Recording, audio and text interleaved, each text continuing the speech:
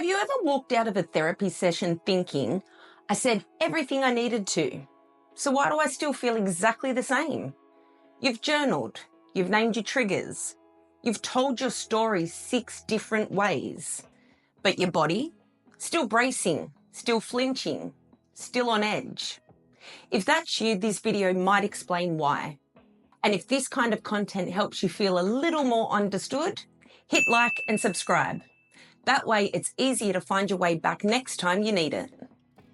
The phrase healing journey has been dragged through the mud, slapped on mugs, whispered in circles, sold in courses with soft lighting. But for a lot of us, that journey feels like going in circles. Because what you actually want isn't just about talking about our feelings or processing the past.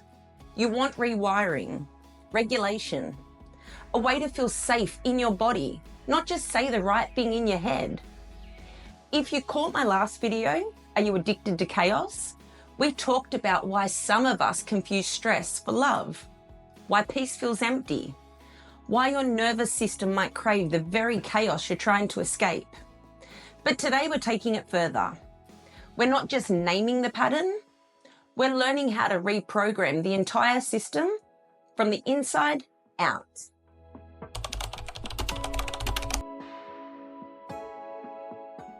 If you were taught that love came with tension, your body didn't get it wrong. It adapted.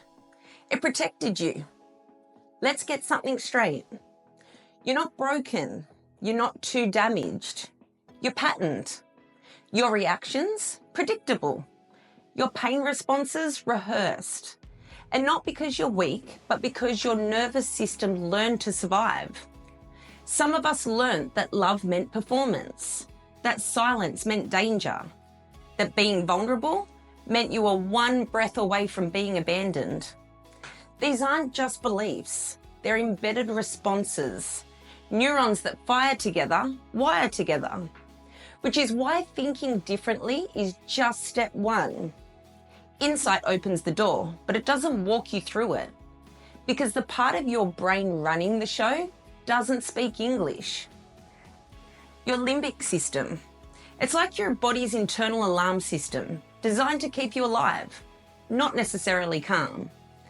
It decides how you respond to fear, love, conflict, and comfort before you even know it's happening. It doesn't care what your therapist said last Thursday. It only cares, are we safe right now? And then there's the vagus nerve, your body's internal superhighway.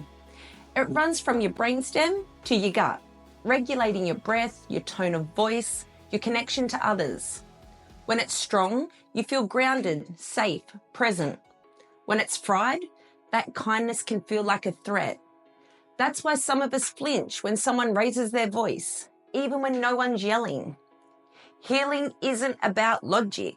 It's about chemistry, sensation, and safety. And until your nervous system knows the difference between calm and danger, you'll keep chasing what's familiar, even when it hurts.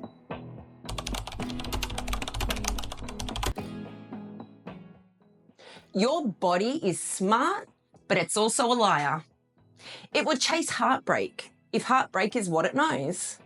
It will reject peace if peace feels foreign. This isn't dysfunction, it's chemistry. Because inside you is an internal cocktail menu, and you've been ordering the same drink for years. Dopamine, the reward spike. Cortisol, the stress baseline. Oxytocin, the bonding hormone. Adrenaline, the chaos accelerator. These chemicals are meant to protect you, but in a dysregulated system, they become addictive, just like a drug. That's why the highs feel like love, the drop feels like loss, and the silence feels like withdrawal. Let me say that again. You're not missing the person, you're missing the spike. You're not drawn to the relationship because it was safe. You're drawn to it because it was chemically intense. So when you leave a toxic dynamic and it feels flat, numb, weird, that's not proof it was right for you. That's just your nervous system detoxing from the chemicals. And here's the trap. Stillness doesn't feel safe. It feels like something's wrong. But that emptiness, it's not a sign to go back. It's the space where your nervous system is relearning how to exist without chaos. So if you've ever said, I know they're bad for me, but I miss the feeling, it's not weakness. That's a nervous system craving its usual hit. This isn't just emotional, it's biological memory. And memory doesn't care what's good for you, only what's familiar.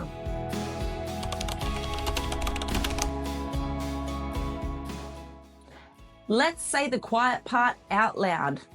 For some of us, therapy doesn't help. Not because we're resistant, not because we're not trying, but because it only addresses the part of us that can talk, not the part of us that feels unsafe in silence. You already know how you feel. You've named it, explained it, sat in it, and yet nothing shifts. That's because you can't think your way out of a stress response. You can't logic your way into safety. You can't talk your way out of a trauma loop your body still thinks is current. Most therapy focuses on story, but pain lives in the body, not just in the memory. So without regulation, you're not processing. You're just rehearsing the pain on loop. And when you keep naming the same wound over and over again, without releasing it from your nervous system, you don't feel lighter, you feel stuck. It's not a failure on your part. It's just an incomplete healing system. Because healing isn't just about being seen or heard. If it were, journaling would have fixed everything by now. Insight without integration? That's intellectualizing the wound, not healing it.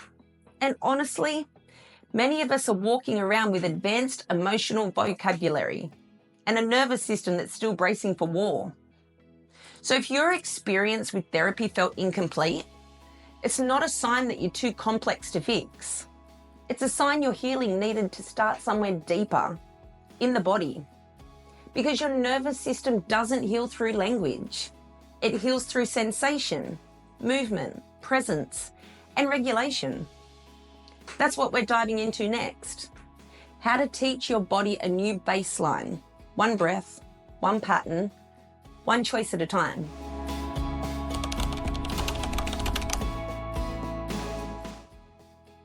Healing starts by rewiring one thing, your internal compass for connection. If your body learnt that love equals chaos, then calm feels threatening, stillness feels suspicious, and peace feels like something's missing. But that's not truth, that's training. And training can be undone with practice, not just perspective. You can't do the work in a dysregulated state. First, build the container that can hold the work. Breathe slowly. Exhales longer than inhales. Walk, stretch, shake. Let your body discharge stored tension. Ground yourself. Feet on the floor, eyes open, name what you see. Don't just sit in the feeling. Move it, channel it, complete the cycle. You've been chasing drama for the chemical hit. It's time to retrain where the high comes from. Stop feeding chaos. Block breadcrumbs, mute triggers, unfollow loops. Start stacking wins. Finish something. Show up. Lift weights. Sleep. Train your brain to seek effort and consistency, not crisis and repair. Oxytocin bonds can glue you to danger or anchor you in peace. The key is choosing safe, slow, steady connection. Hug your kid, pat your dog, sit with someone safe without needing to perform. Let your nervous system experience what safe feels like, no tension required. You don't have to fix every reaction. Sometimes the fastest way to heal is to simply witness yourself clearly. Pick one pattern: fawning, freezing, over-apologizing. Track it. Notice when it shows up. What triggers it? What does your body do? That's not self-help. That's data collection for nervous system repair. Most people wait to feel ready. But healing isn't about feeling. It's about embodying the vision of you that's already safe. Ask yourself, what would someone with self-respect choose right now? Then do that, even if your body resists. You don't rewire by waiting to feel different. You rewire by choosing differently while regulated. None of this is flashy, but it's foundational. Because peace doesn't arrive like a lightning bolt. It arrives like muscle memory, built through repetition, choice, and grace.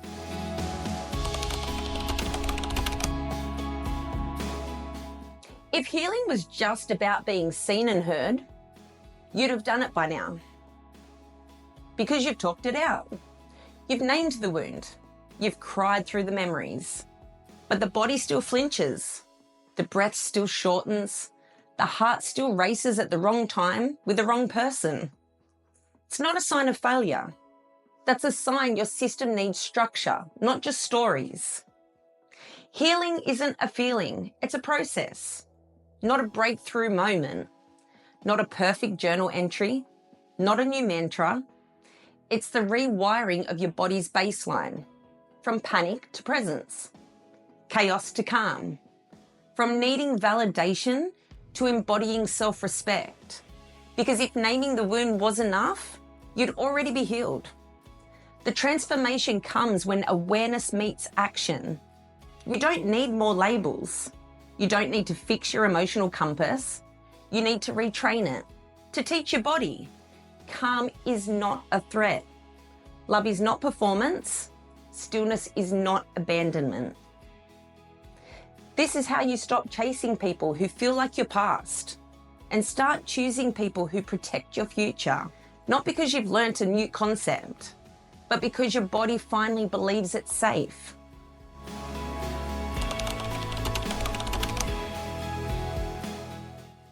So if therapy talk alone never quite landed for you, that's not a flaw.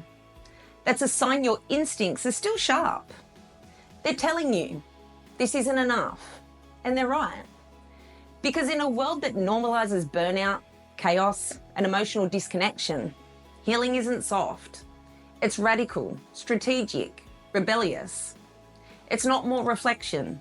It's regulation. It's not another insight. It's integration through breath, through choice, through action your body can believe.